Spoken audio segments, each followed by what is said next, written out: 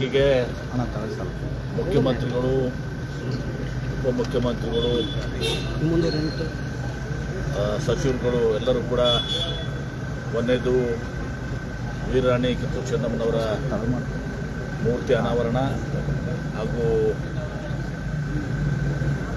ಕೇಂದ್ರ ಬಸ್ ನಿಲ್ದಾಣಕ್ಕೆ ವೀರರಾಣಿ ಕಿತ್ತೂರು ಚೆನ್ನಮ್ಮ ಬಸ್ ನಿಲ್ದಾಣ ನಾಮಕರಣ, ತದನಂತರ ಅದ್ರ ಜೊತೆಗೆ ಅನೇಕ ಕಾರ್ಯಕ್ರಮ ವೆಲೋಡ್ರೋಮು ಮತ್ತು ಇನ್ನಿತರ ಕಾರ್ಯಕ್ರಮಗಳನ್ನ ಕೂಡ ಇವತ್ತು ದಿವಸ ಸರ್ಕಾರಿ ಕಾರ್ಯಕ್ರಮಗಳನ್ನು ಕೂಡ ಇವತ್ತು ದಿವಸ ಹಮ್ಮಿಕೊಂಡಿದ್ದೀವಿ.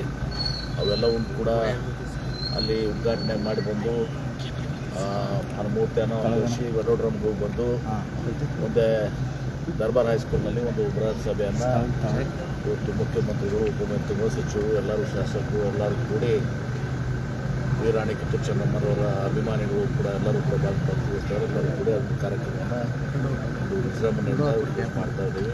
ವೀರರಾಣಿ ಕಿತ್ತೂರು ಚೆನ್ನಮ್ಮನವರು ಇವತ್ತು ದೇಶದ ಸಲುವಾಗಿ ಬ್ರಿಟಿಷರ ವಿರುದ್ಧ ಹೋರಾಟ ಮಾಡಿದಂಥ ಒಬ್ಬ ದಿಟ್ಟ ನಮ್ಮ ಮಹಿಳೆ, ನಮ್ಮವರು. ಹೀಗಾಗಿ ಅವರ ಒಂದು ಮೂರ್ತಿ ಭಾಳ ದಿವಸದಿಂದ ಕಾರಣಾಂತರದಿಂದ, ಯಾಕಂದರೆ ಅಲ್ಲಿ ಇಕ್ಕಟ್ಟಿನ ಪರಿಸ್ಥಿತಿಯಲ್ಲಿ ಸರ್ಕಾರದಿಂದ ಅನೇಕ ದಶಕಗಳು ನಡ್ಕೊಂಡಿದ್ದು, ಅಲ್ಲಿ ಅವರಿಗೆ ಬಸ್ ನಿಲ್ದಾಣದಲ್ಲಿ ಒಂದು ಜಾಗವನ್ನು ಕೊಡಿಸಿ ಇವತ್ತು ದಿವಸ ಅಲ್ಲಿ ಮೂರ್ತಿ ಪ್ರತಿಷ್ಠಾಪನೆ ಆಗಿದೆ. ಮತ್ತು ಆ ಬಸ್ ನಿಲ್ದಾಣಕ್ಕೆ ಅವರು ಮೂರ್ತಿ ಸ್ಥಾಪನೆ ಮಾಡಿದ್ಮೇಲೆ ಅವ್ರ ಹೆಸರಿಡೋದು ಯೋಗ್ಯ ಅಂತ ತಿಳ್ಕೊಂಡು ನಾನು ಒಂದು ದಿವಸ ಅದನ್ನು ಅವ್ರ ಹೆಸರನ್ನು ಕೂಡ ನಮ್ಮ ಇವರು ಸಚಿವರಾದಂಥ ರಾಮಲಿಂಗಾರೆಡ್ಡಿ ಅವರಿಗೆ, ಮುಖ್ಯಮಂತ್ರಿಗಳಿಗೆ ಹೆಸರನ್ನು ಕೂಡ ನಾವು ತಂದಿಟ್ಟಿದ್ದೀವಿ. ವೆಲೋಡ್ರೋಮ್ ದಿವಸ ಭಾಳ ದಿವಸದ ಕನಸು, ಅವತ್ತು ದಿವಸ ಅನೇಕ ದಶಕದ ಕನಸು. ಆ ವೆಲೋಡ್ರೋಮ್ ನಮ್ಮಲ್ಲಿ ವಿಜಯಪುರ, ಜಮಖಂಡಿ, ಬಾಗಲಕೋಟೆ ಮತ್ತು ಚಿಕ್ಕೋಡಿ ಈ ಭಾಗದಲ್ಲಿ ಸೈಕ್ಲಿಸ್ಟ್ ಇವತ್ತು ದಿವಸ ಅಂತಾರಾಷ್ಟ್ರೀಯ ಮಟ್ಟದಲ್ಲಿ, ರಾಷ್ಟ್ರೀಯ ಮಟ್ಟದಲ್ಲಿ ಇವತ್ತು ತಮ್ಮ ಸಾಧನೆಯನ್ನು ಮಾಡಿದ್ದಾರೆ. ಅವ್ರಿಗೆ ಅದು ಅನುಕೂಲ ಆಗೋ ರೀತಿಯಲ್ಲಿ ಅದು ಒಂದು ಉದ್ಘಾಟನೆ ಆಗ್ತದೆ. ಇನ್ನೂ ಅನೇಕ ಕಾರ್ಯಕ್ರಮಗಳಿದ್ದಾವೆ, ಅವನ್ನು ಕೂಡ ಉದ್ಘಾಟನೆ ಇವತ್ತು ದಿವಸ ಮುಖ್ಯಮಂತ್ರಿಗಳು, ಉಪಮುಖ್ಯಮಂತ್ರಿಗಳೆಲ್ಲ ಸಚಿವರು ಕೇಂದ್ರ ಕಾರಾಗೃಹಕ್ಕೆ ಇನ್ನೊಂದು ಸ್ವಲ್ಪ ಕೆಲಸ ಇದೆ, ಅದಕ್ಕೆ ಅದನ್ನು ಪ್ರೊಸೆಸ್ ಮಾಡಿದ್ದೀವಿ. ಒಂದು ಇಂಟೀರಿಯರ್ಸ್ಗೆ ಸ್ವಲ್ಪ ಇದು ಇದೆ, CC ಕ್ಯಾಮ್ರಾದ ಕೆಲಸ ಇದೆ, ಇನ್ನೊಂದು 15 ಕೋಟಿ ರೂಪಾಯಿ ಬೇಕಾಗ್ತದೆ. ಅದನ್ನು ಕೂಡ ನಾನೇ ಗೃಹ ಮಂತ್ರಿ ಇದ್ದಾಗ ಅದನ್ನು 100 ಕೋಟಿ ರೂಪಾಯಿ ದಿವಸ ಕೊಟ್ಟು ಅದನ್ನು ಕಾರ್ಯಾಗಾರ, ನಮ್ಮ ಹಳೆ ಕಾರ್ಯಾಗಾರದಂತೇಳಿ ಅದನ್ನು ಮಾಡಿಸಿದ್ದೆ. ಇನ್ನೊಂದು 15 ಕೋಟಿ ಅನುದಾನ ಬೇಕಾಗಿದೆ, ಅದನ್ನು ಪ್ರೊಸೆಸ್ ಮಾಡ್ತಾಯಿದ್ವಿ. ಅದನ್ನೊಂದು ಮತ್ತು ಮೈಸೂರು ಸ್ಯಾಂಡಲ್ ಸೋಕೊಂಡು ಅದು ಕೂಡ ಏನೋ ಪ್ರಗತಿಯಲ್ಲಿದೆ. ಇನ್ನೂ 3-4 ನೆಕ್ಸ್ಟ್ ಹಂತದಲ್ಲಿ ಮಾಡ್ತೀವಿ. ಈಗ ಪಂಚಮಸಾಲಿ ಸಮಾಜದ ಮುಖಂಡ ಒಂದಷ್ಟು ವಿರೋಧ ವ್ಯಕ್ತಪಡಿಸಿದ್ದಾರೆ. ಮುಗಿದೋದ ಕತೆ. ಎಲ್ಲರೂ ಈಗ ಕೂಡಲ ಸಂಗಮ ಸ್ವಾಮಿಗಳು ಈಗಾಗಲೇ ಈಗ ಒಂದು ಸ್ಟೇಟ್ಮೆಂಟ್ ಮಾಡಿದ್ದಾರೆ, ಎಲ್ಲರೂ ಕೂಡಿ.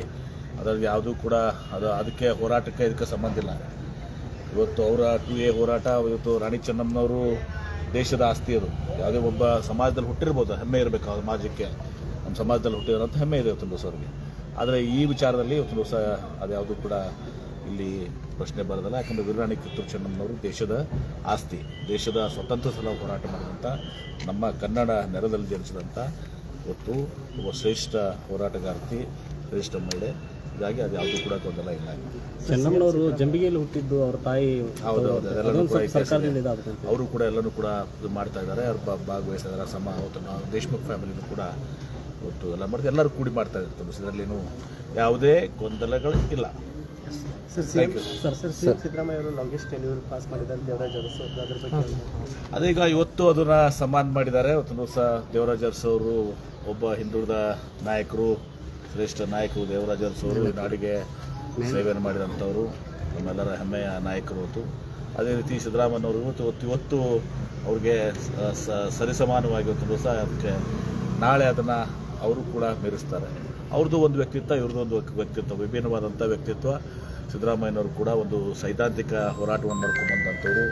ಇವತ್ತು ಕೃಷಿಕರಾಗಿ ಜನಿಸಿ ಇವತ್ತು ಭಾಳಷ್ಟು ಹಿಂದುಳಿದ, ಅಲ್ಪಸಂಖ್ಯಾತ, ದಲಿತರು, ಬಡವರ ಬಗ್ಗೆ ಮತ್ತು ರೈತರ ಬಗ್ಗೆ ಒಂದು ಅಪಾರವಾದಂಥ ಕಾಳಜಿಯನ್ನು, ಬದ್ಧತೆಯನ್ನು ಹೊಂದಿದಂಥ ಒಬ್ಬ ಸಮಾಜವಾದ ಹಿನ್ನೆಲೆಯಿಂದ ಬಂದಂಥ ನಾಯಕರು. ಅವರು ನಮ್ಮ ಕಾಂಗ್ರೆಸ್ ಪಕ್ಷಕ್ಕೆ ಬಂದರೆ ನಮ್ಮ ಕಾಂಗ್ರೆಸ್ ಪಕ್ಷ ಅವ್ರನ್ನ ಗುರುತಿಸಿ 2 ಬಾರಿ ಅವ್ರನ್ನ ಮುಖ್ಯಮಂತ್ರಿಯಾಗಿ ಶ್ರೀಮತಿ ಸೋನಿಯಾ ಗಾಂಧಿಯವರು, ರಾಹುಲ್ ಗಾಂಧಿಯವರು, ಮಲ್ಲಿಕಾರ್ಜುನ ಖರ್ಗೆ ಅವರು ಮಾಡಿದ್ದಾರೆ. ಅವರು ಕೂಡ ಅನೇಕ ಯೋಜನೆಗಳನ್ನ ಇವತ್ತು ಸಹ ನಮ್ಮ ರಾಜ್ಯದಲ್ಲಿ, ವಿಶೇಷವಾಗಿ ಅನ್ನಭಾಗ್ಯ, ಹಸಿದವರಿಗೆ ಯಾರೂ ಕೂಡ ಹಸಿದು ಹೊಟ್ಟೆಯಲ್ಲಿ ಮಲಗಬಾರ್ದು ಅಂಥೇಳಿ ಅನ್ನಭಾಗ್ಯ ಯೋಜನೆ, ಕ್ಷೀರಭಾಗ್ಯ, ಕೃಷಿ ಭಾಗ್ಯ, ಈಗ ಪಂಚ ಗ್ಯಾರಂಟಿಗಳನ್ನು ಮಾಡೋ ಮೂಲಕ ಇವತ್ತು ಮತ್ತು ಹಣಕಾಸಿನ ಸಚಿವರಾಗಿ ಸುಮಾರು 14 ಬಜೆಟ್ಗಳನ್ನ ಇವತ್ತು ಮಾಡಿ ದಾಖಲೆಯನ್ನು ನಿರ್ವಹಿಸಿದ್ದಾರೆ. ಅವರ ನಾಳೆ ದೇವರಾಜ್ ಅರಸು ಅವ್ರಿಗಿಂತ ಒಂದು ದಿನ ಉತ್ತರಿಸೋ ಹೆಚ್ಚಿಗೆ ಆಗ್ತದೆ. ಆ ಒಂದು ದಾಖಲೆ ನಮ್ಮೆಲ್ಲರಿಗೂ ಕೂಡ ಹೆಮ್ಮೆ ಇರುವಂಥದ್ದು. ಇಬ್ಬರು ಶ್ರೇಷ್ಠ ನಾಯಕರು ದೇವರಾಜ್ ಅರಸು ಅವರು ಮತ್ತು ಸಿದ್ದರಾಮಯ್ಯ. ಸರಿ, 10 ಅಂಕಕ್ಕೆ ಎಷ್ಟು ಕೊಡ್ತೀವಿ ಅಂತ ಸಿಎಂ ಆಡಳಿತಕ್ಕೆ 10 10ಕ್ಕೆ 11 ಕೊಡಬೇಕು, 11 ಸರ್. ಈಗ ಕೆಲವು ಆದರೆ ಬಿಜೆಪಿಯವರು ಇದನ್ನು ವಿರೋಧ ಮಾಡ್ತಾ ಇದ್ದಾರೆ. ಏನು ಸಾಧನೆ ಏನು ಮಾಡೋಕ್ಕಾಗತ್ತೆ? 4 ವರ್ಷ ಏನು ಸಾಧನೆ ಮಾಡಿರೋರು? ಅವರು ಹೇಳಿ ನಾವು ಮುಖ್ಯಮಂತ್ರಿಗಳು 5 ವರ್ಷ ಪೂರೈಸಿ 2ನೇ ಅವಧಿಗೆ ಸಿದ್ದರಾಮಯ್ಯನೂ ನಡೆದಿದೆ. ಯಡಿಯೂರಪ್ಪನವರು ಒಂದೇ ಅವಧಿ ಮಾಡಕ್ಕೆ ಬಿಡಲಿಲ್ಲ ಅವ್ರನ್ನ. ಪಾಪ ಯಡಿಯೂರಪ್ಪನವ್ರನ್ನ ಒಂದು ಅವಧಿನೂ ಕೂಡ ಪೂರ್ತಿ ಮಾಡಿಕೊಡಲಿಲ್ಲ. 2 ಸಲ ಅವ್ರನ್ನ ಅವಧಿಕ್ಕಿಂತ ಮುಂಚಿತವಾಗಿ ತೆಗೆದು ಹಾಕಿದ್ರು. ಅದನ್ನು ಕೇಳ್ರಿ ಬಿಜೆಪಿ ಅವ್ರಿಗೆ. ನಿಮ್ಮ ಸಾಧನೆ ಏನಂದ್ರೆ ಯಡಿಯೂರಪ್ಪನ ಪೂರ್ಣಾವಧಿ ಟರ್ಮ್ ಮಾಡಿಸ್ಲಾರ್ದಂಥದ್ದು ನಿಮ್ಮ ಸಾಧನೆ. ಕರೆಕ್ಟ್ ಇಲ್ಲೋ? ಸರ್, ಈಗ ಸರ್ PPP ಹೋರಾಟಗಾರರನ್ನ ಬಂಧನ ಮಾಡಿರ್ತಕ್ಕಂಥದ್ದು ಮತ್ತು ಅವ್ರ ಮೇಲೆ 109 ಮರ್ಡರ್ ಕೇಸ್ ಚಾರ್ಜ್. ನೋಡಿ, ಈಗ ನಾನು ಸ್ಪಷ್ಟವಾಗಿ ನೀವು ಎಲ್ಲರೂ ಕೂಡ ಇದ್ದೀರಿ.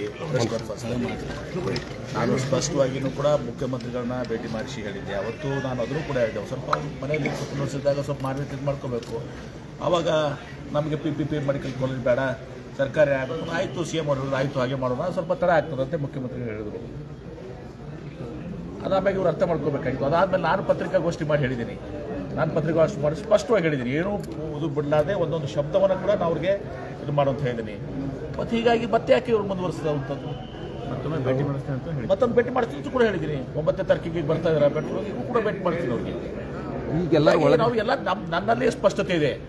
ಆದರೆ ಇದನ್ನ ಸ್ಪಷ್ಟತೆ ಇದ್ಕೊಂಡ್ಮೇಲೆ ಮಾಡಿದ್ರೆ ಮತ್ತೆ ಅದಕ್ಕೆ ನನಗೆ ಗೊತ್ತಾಗಲ್ಲ ಅವ್ರ ಉದ್ದೇಶ ಏನಿದೆ ಅಂತ ಗೊತ್ತಾಗಲ್ಲ. ಈಗ ಭೇಟಿ ಮಾಡ್ಸಕ್ ಪ್ರಮುಖವಾಗಿ ಎಲ್ಲರೂ ಒಳಗಡೆನೆ ಹೋಗಿದ್ದಾರೆ. 6 ಜನ ಯಾರು ನನಗೆ ಗೊತ್ತಿಲ್ಲ.